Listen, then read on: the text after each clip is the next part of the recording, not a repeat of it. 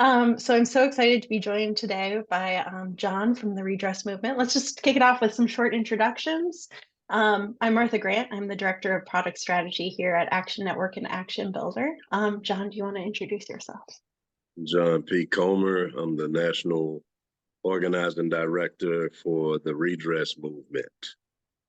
Wonderful.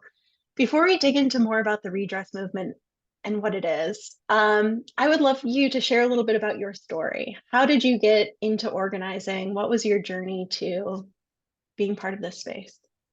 Yeah, I'll try to be short, but I realize that whenever I'm asked that question, I tell like a different story every time. So like just holistically, I believe you know, um became an organizer. Just growing up, one of my first encounters with police harassment was at 10 years old. And things like that while I was in my neighborhood walking down the street. And like those things kind of never really stopped. And, I came from a home where my mother was was a teacher and like very involved in the lives of a lot of kids. And, my father was actually an engineer, a very smart, well thought out guy. And I think just living in a home with a combination of that, it's kind of easy to put out some children that are analytical. And so, I began looking at the world and everything around me with a critical eye. And I realized that like, I had to fight. Um, and then later on in life, once I graduated college, I heard of Acorn, which is no longer around. But Acorn had hired me to train in New York City. And I went up there to train for 3 weeks. And I ended up staying for about a year. Some days I was asking when I was going to go home. And the director, John Kest, who is no longer living, rest in peace, he would just look at me and laugh and walk away. So they kept me in New York, organizing for a while. And eventually, I ended up coming back to, at that time, North Carolina and running the Acorn office. And then it just kind of continued to move forward from there in different issues, criminal justice issues, death penalty reform, and housing was always a matter. So, here I am still 22 years down the road organizing. Beautiful, beautiful. We are going to be posting this on YouTube later, and I feel like Acorn is such an important, critical part of our nation's history when it comes to progressive movement organizing. So for folks who maybe have never heard of Acorn before, how would you characterize Acorn and its work and how it approached organizing? So we used to always, just let people know that it was the largest community-based organization in the country. At one point in time, it had 105 offices. And Acorn was really like the machine because that's what it was. It was built of low to moderate income people across the country working on some of the same issues we're still fighting today. I mean, any issue you can think of in under-resourced communities, that's what those folks decided to organize around. And I thought it was like a special forces of organizing.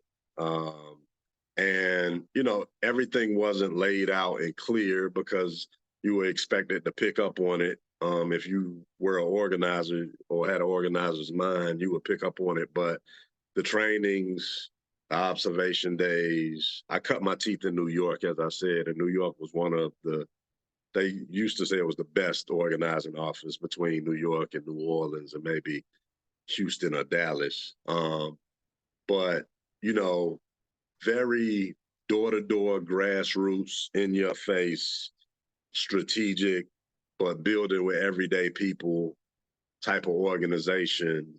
And ultimately, to me, that's the reason why it was targeted. It was a force that was continuously building power, and it had to be stopped by folks who oppose it.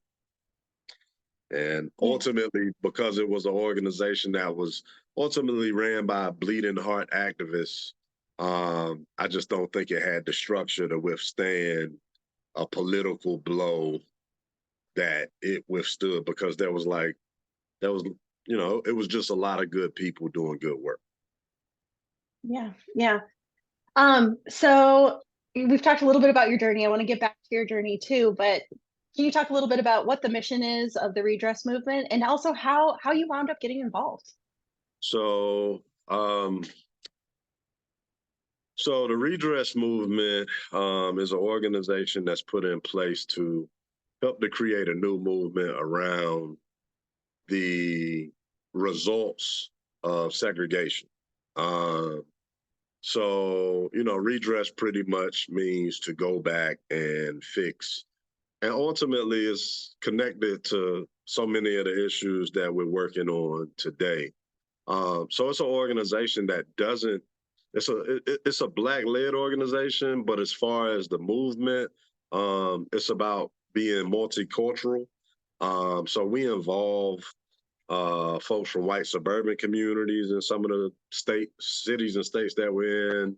Um, Inner city African American, Latino, brown, black, like anyone who pretty much understands the impact, which part of that is for us to do the educating on redlining and some of the other things that segregation caused, and some of the bad actors who actually were a part of it, including the government, who actually had the biggest role in putting on segregation and redlining, is to build stronger communities moving forward that have the resources, that have some of the services that might be necessary, but also have the structure where a community can move forward in city government, state government, create new situations for themselves and survive.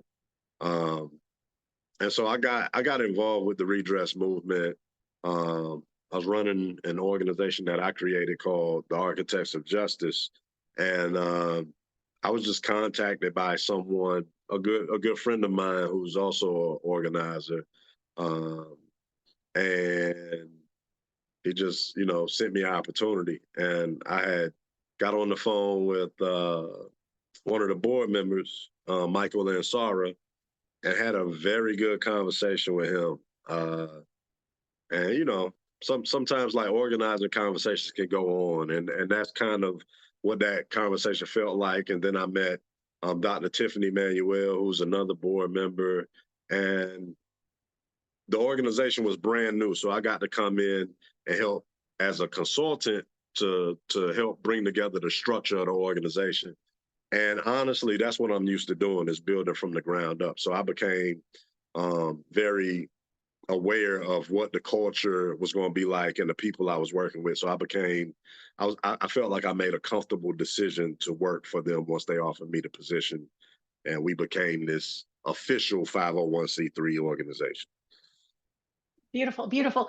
I would love to hear more about what you see as like a really strong organizational culture and organizational structure, like what it looks like to really build that and implement that in the day to day. Yeah, so like um in general, like for me, it's having good balance, right? Like, so a lot of us who work in nonprofit, like I was saying about Acorn, are just a lot of us are good bleeding heart activists that are working because we want to really see the world, our communities and things around us change. So an organization that can kind of capture and not limit folks from their personalities, um, being able to confidently identify each other as who we want to be identified as, treating each other as such, um, and like just pretty much having like these boundaries of uh, respect and what that means, and also just kind of listening to one another about our work styles and how we, could best work together. So really like an organization to where folks can be open.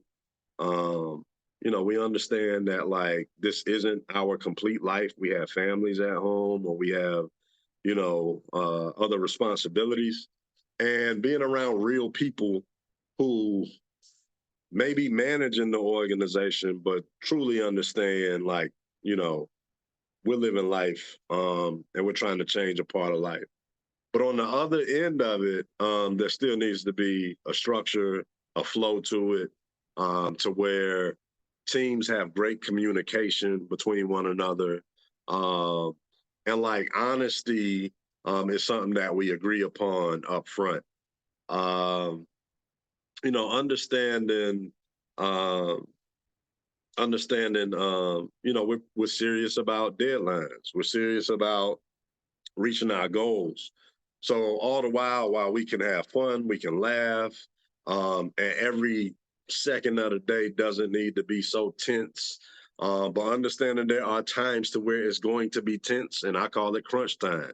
And like you have to know when crunch time is, and you have to know that like it's not about it's about your commitment and finding that accountability to the people that you're working on behalf of and working alongside of. So if we can kind of balance that and just kind of have a family type oriented setting amongst organizers and folks within the organization and an understanding of accountability, and while we're doing this, then I think that we can have a strong culture in any organization. Um, and also just setting aside time to have fun and relax too. So. Love it. Love it. And I see that sort of strong culture also flowing out into the organizing work that's happening in communities. Can you talk a little bit about what it looks like to build up your chapter based model and how an organizer's day to day is being used to help build up these networks within communities to meet your mission? So I'll say right off the bat, it's still developing. And it may always be developing because we're in different cities and then there's different issues and people are different. Um, and we also have a new executive director, Kashana Hill, who just started. And, I also work close with um, Sumner Bright, who is our digital guy and pretty much has turned into the action builder expert on the team. But um, like with any organizing, it's with respect to the people that are there. And our job as organizers is to reach them in whatever capacity, because now you have digital organizing, and but especially grassroots, meeting them at their level and opening up a conversation to the point to where they can tell you what their concerns are.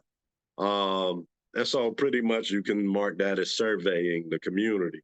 And then once we survey the community, then, you kind of build that trust and rapport and pull people together in the same room and allow them to hear each other, um, and begin to prioritize what the issues are and building out a vision of what we can do to achieve or stop the issue or create a new balance within that community. Um, but like that's not really unique. That's something that we'll do everywhere. What's unique are the obstacles that we come across. So the opposition, whether it's policy, at the state level, it could be at the city level. And then there are a lot of people that like anytime you organize, there's moving moving fear. Like people who kind of hear the vision, kind of see it, but never have been involved with anything like this before. There's that trust part that just has to be built, not just between the organizer and that person, but between that community that's coming together. Um, and it's really it's really paying attention to people's background, because remember I was saying that we're trying to build a multicultural movement. So when you try to put various cultures together in the same room, I've seen the mistake happen a lot, where there's an issue and then like there's groups that kind of bring the folks together, and there's like we're missing introductions, we're missing um, um, exploring each other's commonalities, because like it doesn't do well to for us to try to ignore the elephant in the room, which is propaganda, stereotypes, and all the different uh, silos that have been created by uh, not actually communicating with one another, and actually just, reading this and listening to this station, and you know we have to break through that for the sake of sustainability. We can kind of bring people together and move forward for this one day, maybe 2 days, but like when you're talking about creating a movement, like it needs to be a long-term thought process, and sustainability really should lead that conversation. So like getting folks in the room and also talking about that. What does it take? What are some of your concerns? What has happened historically in this city that would keep you from actually coming together? And right, like identifying those things and not allowing them to be a pink elephant in the room, tracking them through Action Builder, and and being able to follow up with folks and kind of have an understanding of what the conversation should go like between an organizer and this person, and an organizer and that person, because our organizers and any organizer, of course, will be expected to talk to a certain amount of people a day per week, and you're just not always going to remember what these conversations are like when you follow up. Unless you have a tool. Yeah, yeah, yeah. I'd love to dig a little bit more into the like some specific scenarios where I know you've been building power in several different cities across the country. Um, what does that look like? Is it having those one-on-one conversations, then bringing people together in a sort of semi-structured space where they can really lay that framework for building a sustainable organization? How is that? What is that model playing out like currently? So part of what I like to do is I like to respect my organizer, or my organizers as the people that they are, because a lot of organizing can be relational, right? And so what I've done is kind of laid out a toolbox of options. Um, we can use this tool to get here, or this tool and this tool, but like the process may look different, and it's whatever you're most comfortable with. Because the same way that sometimes some of our people that were organizing are fearful, organizers can also experience a certain amount of anxiety, should I say, um, about how people may respond, or how people, because the type of organizing we're doing, I don't know, I'm not knowledgeable of it being done anywhere, prior to, us trying to redress segregation. So, um, you know, I would say, so like for instance, I'll just say in Denver, we have an organizer on the ground in Denver. We knew of a certain amount of communities that have been um, pretty much destroyed by segregation, redlining, and things of that nature. But like the politics of Denver may have uh, people thinking one way, and like and that conditions us in a certain way to how we react, or how much we think something can change, as to where, somewhere in Milwaukee, we might go to a community there and folks are just ready to go, but they also may not necessarily see the route to get there as the same way, right? Like so much of our organizing is about communicating a good strategy that folks can all agree upon. And that strategy in Denver is not going to be the strategy in Milwaukee, and not going to be the strategy in Charlotte. And so like we may come in with the organizer who's very comfortable and loves connecting with institutions, because we also partner with institutions. Uh, but in some kind of roundabout way, that organizer still has to come back and connect with everyday people. We can start with institutions, we can build up that way. We have roundtables in every city. We call them redress roundtables. And around these roundtables, everyday people and organizations sit at these tables to build upon campaigns that they have helped to identify and strategies moving forward. So in all the cities, there's a redress roundtable, and we all kind of, so that's the commonality, that's the uniformity across the organization. But like the makeup of who sits at these tables and the politics, that's something that like is very hard for us to even try to control, which we shouldn't try to control.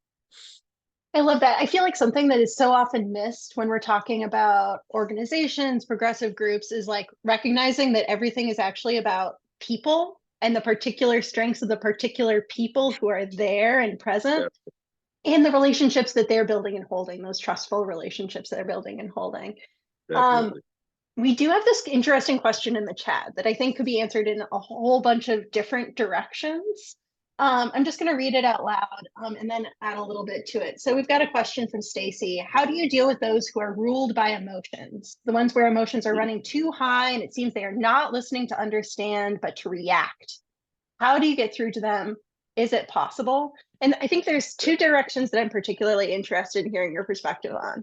So one is I've encountered some people who are incredible speakers, leaders, like natural organizers, and like have very high emotional, like a high emotional valence.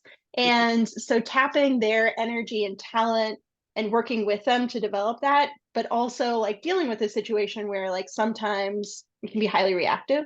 And then there's this other piece, which is like when you're having a group setting and trying to bring people together around a round table or in a space, in a more like open to the public way, where that emotional person can really potentially derail what you're trying to do in that Yeah. space.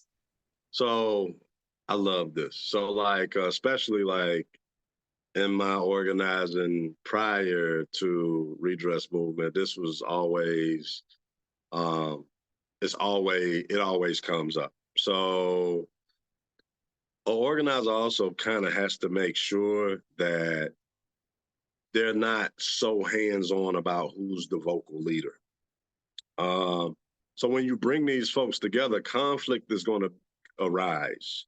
Um, and ideally, the conflict works itself out.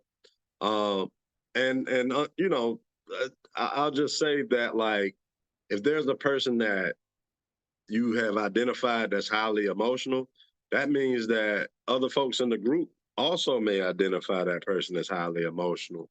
Um, but groups in a holistic process naturally choose their own leaders. And let me backtrack and say like leaders to me is everyone who gets involved, especially in these situations with community groups. So just because I have an extremely vocal person doesn't mean that that's going to be the vocalist of the group. As I said, that group is going to choose people, but that organizer has to try to build a relationship with that person enough to be able to suggest alternative ways, right? So I don't know if I want to use this example, but I will. I'll use this example. Uh, so I was organizing a group. I'm not going to say what city.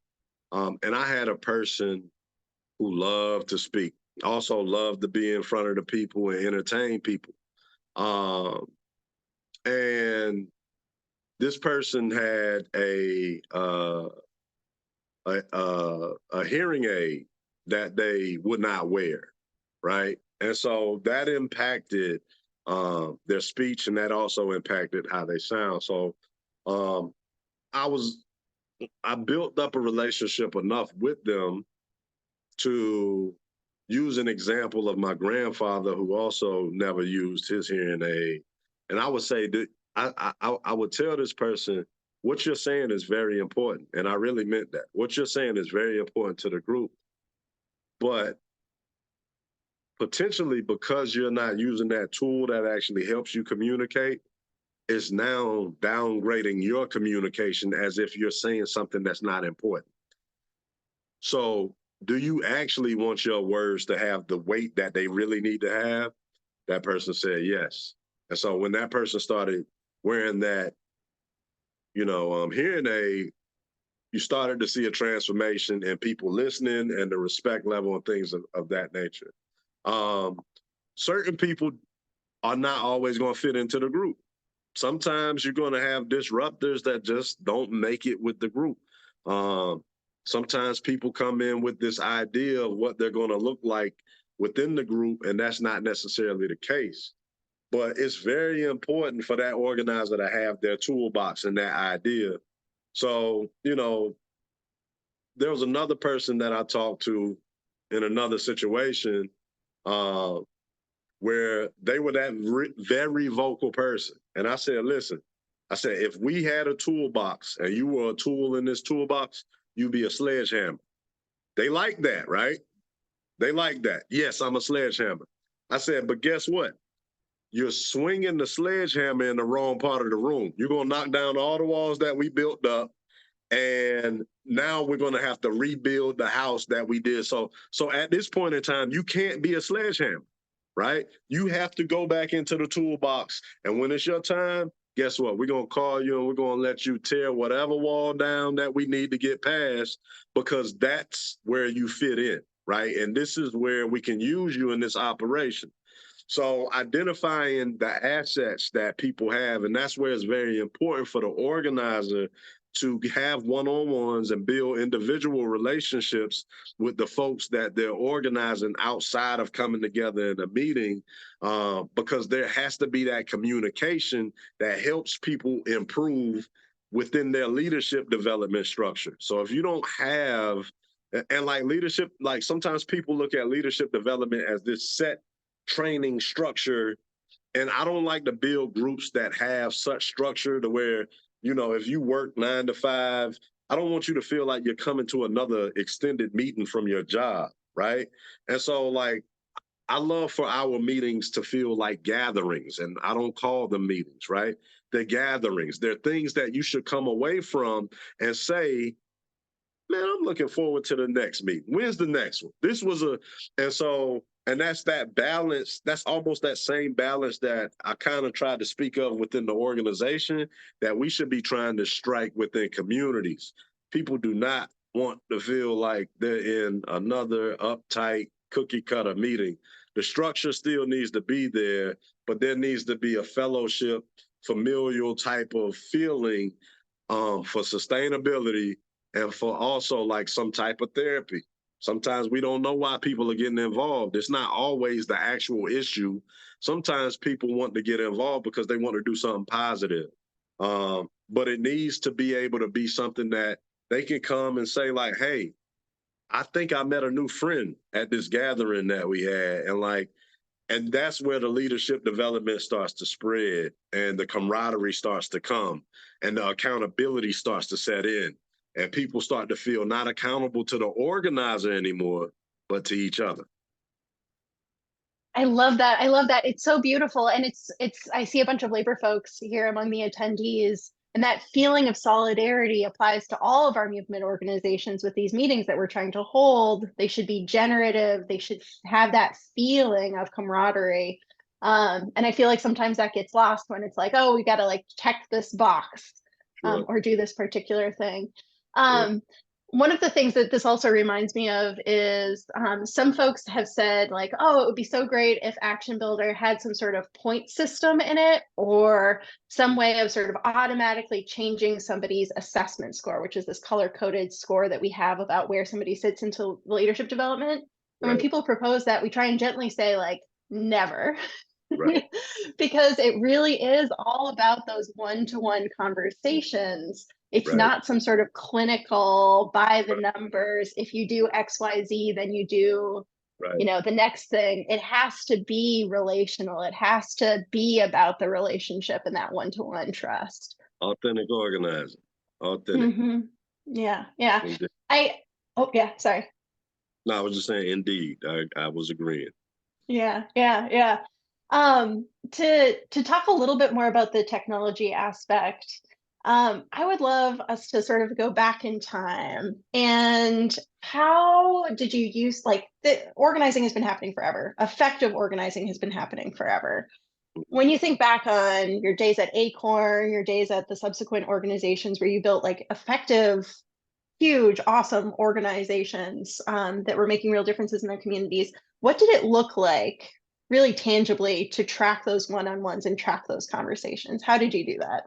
Stacks of paper, stack and you had to take good notes. And so, it was the grid of name, phone number, address, and notes. And you know, mostly that would come into effect big time when you were phone banking. Because you may remember a conversation with a face, but like once you kind of get back to the office and you need to call folks, you need those notes. And we were real big on getting contact information. I've run into organizers that were like, "Yeah, I gave them my card," and I'm like, did you get their contact information? Because if you sit around and wait for people to call you, then you're not going to build anything. So as organizers, we have to take the initiative to try to work uh, the fight towards justice in their life.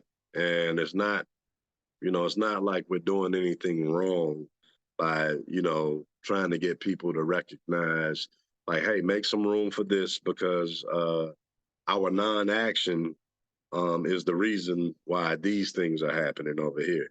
Uh, but data collection back then was just hardcore pen and paper, pencil and paper, coming back to the office, running Xerox copies to make sure that if you lost the paper that you had a second set.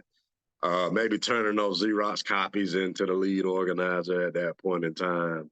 Um, and then that lead organizer would potentially pass all of those contact informations off to now I'm thinking about New York Acorn that had a robust operation. So they had phone bankers that were just focused on phone banking, organizers, you had canvassers that were just focused on canvassing, knocking on doors, raising money, raising awareness. You had political organizers.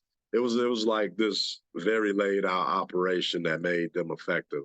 Um, but with the arrival of databases uh, like Action Builder, it really allows us to build out an even more robust operation, as well as the usage of Action Network and kind of running them side by side, which is very important um, because in in in turnout, right? Like I think with Acorn, there used to be 3 calls, one this time, and then the night before. But I believe since then, people have become busier.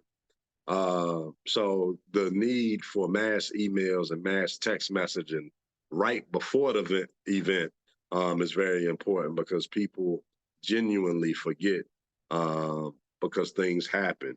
And so linking some of their profiles with social media, all of these different things is very important in our organizing and actually recruiting online. I mean, like it's a wonderful thing to where like part of what I do is any city that we're in, I just kind of do a search before we even get there for just a bunch of regular groups, community groups, and I'll join them. And you'll see people, and they'll be posting, their approval or disapproval about some local issues or not, and you can really recruit people from there. It's not it's not always easy, but like it's another option outside of door knocking and canvassing and things like that, to where um, you can begin to bring people in and actually reach them online as well. So, and I'll say, like, even though we have organizers in certain cities on the ground, those organizers actually use, uh, Zoom and all of that for some of their meetings too, especially during that time of COVID. If we didn't have Zoom, we would have just been, we'd have lost everything. If we didn't have these databases and things that we could continue to communicate with folks on, we would have just lost everything. And but I'll say this, and I'll be quiet on this question. we should never get away from door knocking. We should never get away from face to face, door to door communication with each other. No matter how far technology reaches, technology fails as well. But face to face communication is the most important thing we can do for organizing. Yeah, I feel like that can't be emphasized enough. So what would be your like top three, like you have to do face to face because Um, you have to do face to face because of blackouts, um, and the potential for blackouts. As we continue to move in the society and use up more electricity and blackouts, they're saying it's going to be a thing. Face to face, there's we're human. We are made of water. We can feel energy. The authenticity of being in front of one another, uh, it just can't be replaced, and a lot of times that is going to be what carries a sustainable movement.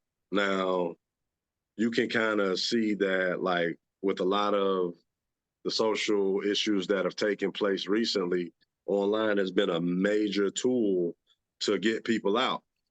But if you're an organizer, you're kind of like, we're happy to see everyone coming out for this.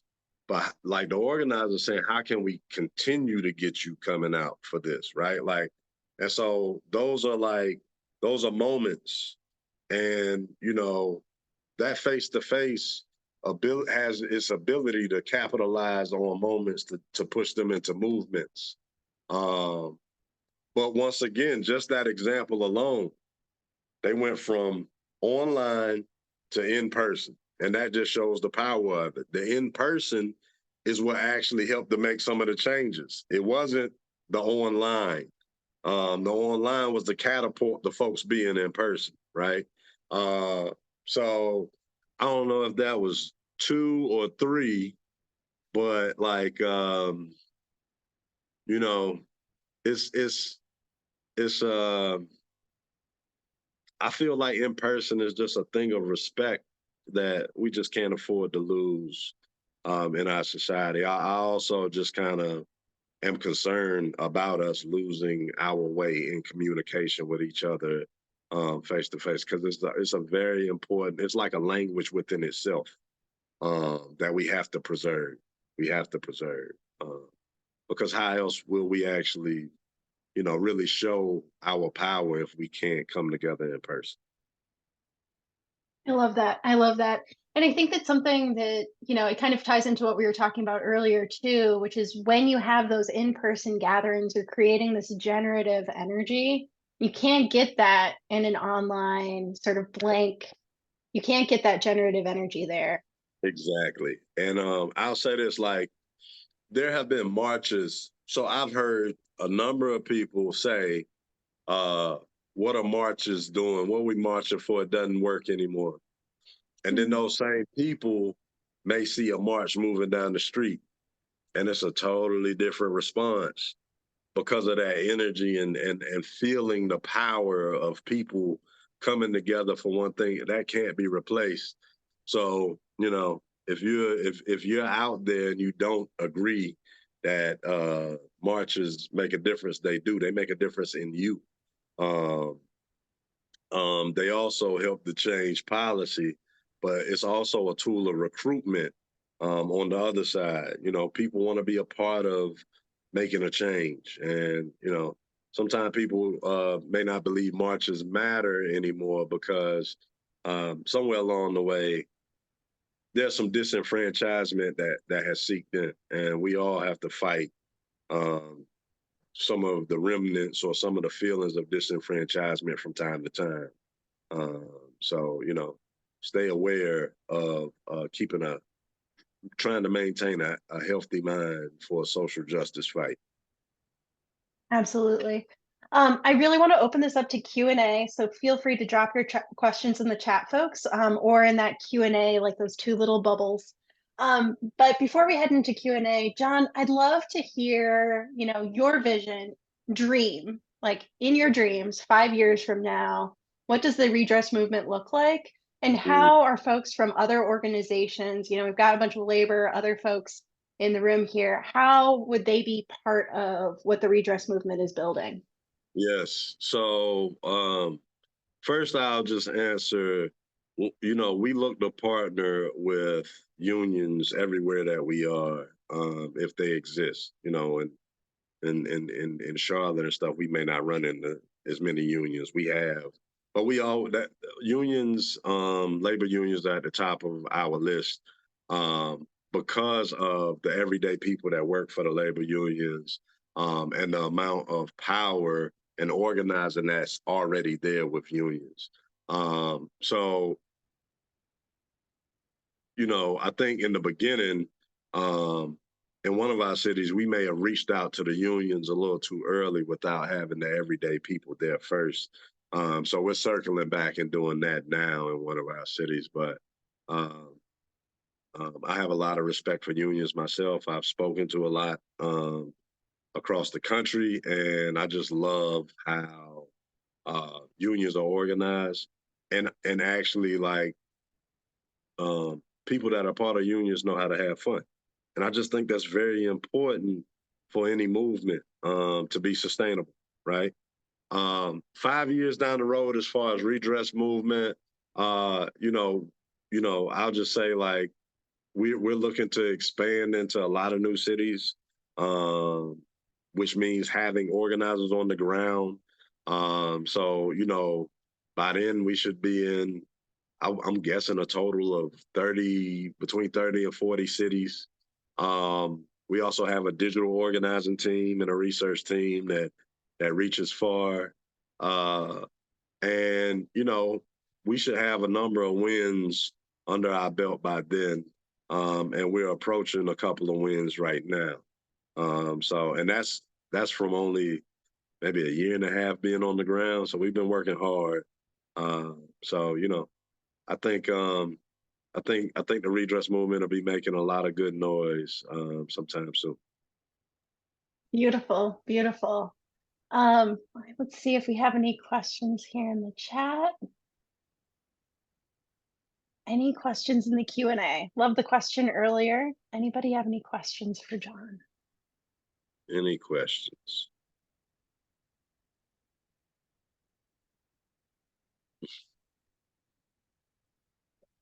One of those things where it's so hard when we're not physically in the same space to get I those questions from the crowd.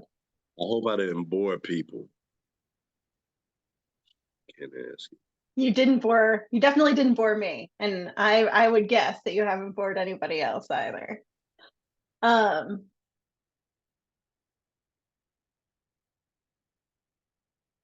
think we might have a question from Jeff. Okay.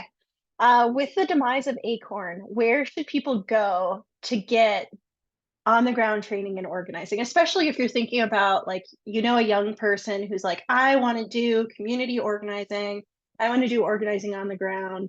Where would be a couple of organizations where you'd say, like, this is a place where you can go and hone your skills and get a So, good grasp of what it should be? Yeah. depending on where you are, I would Google "Make the Road," MAKE, the road. I would, and see what comes up. See if there's a chapter near you. Google Center for Popular Democracy, because a lot of those groups that were former Acorn rebranded themselves, as another organization, and continue to organize. So, like, Acorn, pretty much, the image of it went away, but a lot of the people kept organizing and just went to, other organizations or started, under a new name. There's also, like, organizers that are out here doing training, and that's one of the things I used to do with Architects of Justice, and still do it when I find the time. But getting real on the ground training, and I would say the same thing about that as well. If you have the opportunity to do it in person, do it in person, and rather than doing it online. Um, but if online is, the best option for you or the only option, get that as well. Beautiful, beautiful. We have some nice shout outs in the Q&A from Georgetta and Stacy. Um, not boring at all. And also, this is one of the favorite sessions of the 2 day so far. And one that will be sent around on YouTube as well to their Union Civil Rights Committee, which is fantastic. Right. Oh, yeah. So, and I want to say for anyone that's on the call, please, look up Redress Movement, www.redressmovement.org. And if you're interested in getting involved, reach out to us, please. We're looking to partner with as many entities and people that we can around housing justice. Fantastic, fantastic. Anonymous attendee asked how how quickly will this be put up on YouTube? We're aiming for early next week, and this will be sent out to everybody who RSVP'd. We have a question from Simone. Is there a link between some of your work done and Walmart workers across the country? Not currently. I've actually done some work with or around Walmart when I was in a previous role years ago, but at this point in time, the work that I'm currently doing is not connected. Very good. And you mentioned housing justice. Do you Yeah. want to tell folks a little bit more about what type of housing justice work in particular you all are So, pursuing? Yeah. so the easiest thing I can tell you is this. So um, there's a book that has the title, The Color of Law. That book was written by Richard Rothstein. Um, that book spurred a lot of conversations around the country when he was touring to talk about that book, about redlining and how the government, people thought it was de facto, but it was actually the government who helped to craft and redline a lot of communities, as well as banks, as well as real estate, realtors associations, and things of that nature. If you're not familiar with that information, it'll open your eyes. Uh, and normally, once folks get a certain amount of education and they're aware, the next question is, what do you do? So what he did was talk to a bunch of his folks around the country, and they created this organization, the Redress Movement, to help address those problems. Just recently, he came out with a second book to answer some of those questions of what you can do called Just Action. So that's pretty much a case study of people from around the country that have actually taken action in different places to change their communities in a certain way. So that's the second book. So Color Law, Just Action.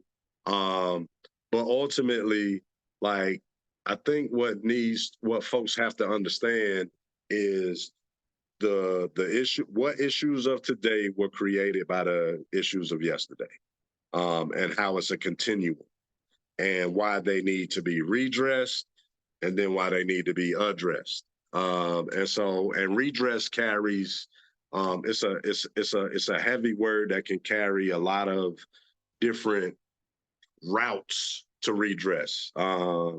It could come through a fund for this neighborhood. In Charlotte, there was a neighborhood that was bulldozed called Brooklyn Village. Those folks didn't have an option. That neighborhood was just pushed over and built on, and then they were displaced, which caused uh, generations of displacement amongst their family, right? Like, you can trace displacement in some people's families, from, a neighborhood being bulldozed, and then the next neighborhood they moved to, a highway was built through it, which that was another way of displacement that happened. So almost in so many cities, you can bet that that major highway that you use to go to and from work or wherever, do some research on what was there before that. Highway to nowheres, all right? Like, you might have a highway that was started to be built and it stopped. right? And like there's just this highway that you might take an exit, but then you in a mile you got to get off because the highway doesn't continue. One of those are here right here in Baltimore. Those things are everywhere too. You know, banks not giving loans to families, black families, to be able to live in a certain place. I also think you can potentially trace, um, you know, the war on drugs to redlining and things of that nature, to where there's such hard limitations between communities or invisible barriers at times that are heavily policed, right? Like so, you know, ultimately, I would get that book, I would read it, um, also get the second book, but then just sit back and think about all the things that these issues could cause that also aren't necessarily mentioned in the book. Fantastic, fantastic. And then get involved. Join the redress movement. That's the entire reason why these books are written. You know, like Yeah. don't take enlightening information and keep it. You Hmm. know, at the very least, spread the information around because, like I said, we have groups that are. I think some of the pictures are on our Instagram site, but what you'll end up seeing are actions and press conferences that are multicultural, filled with people from uh, different backgrounds, but also they're from different parts of the city. Suburban communities working with folks in the city, vice versa.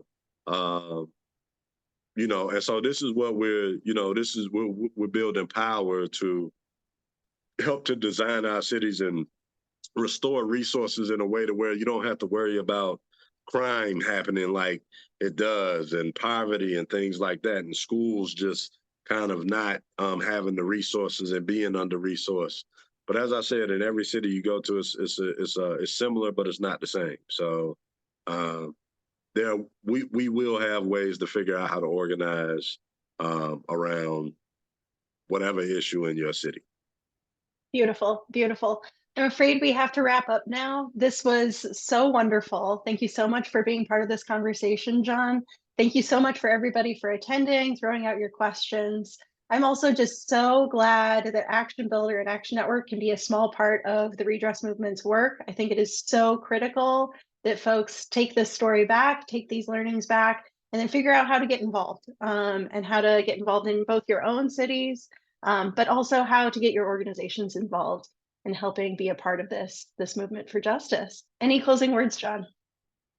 Um, May your urge to unite be stronger than your fear of betrayal. And that's a quote that I had come up with myself from working closely with some of my folks here in Baltimore.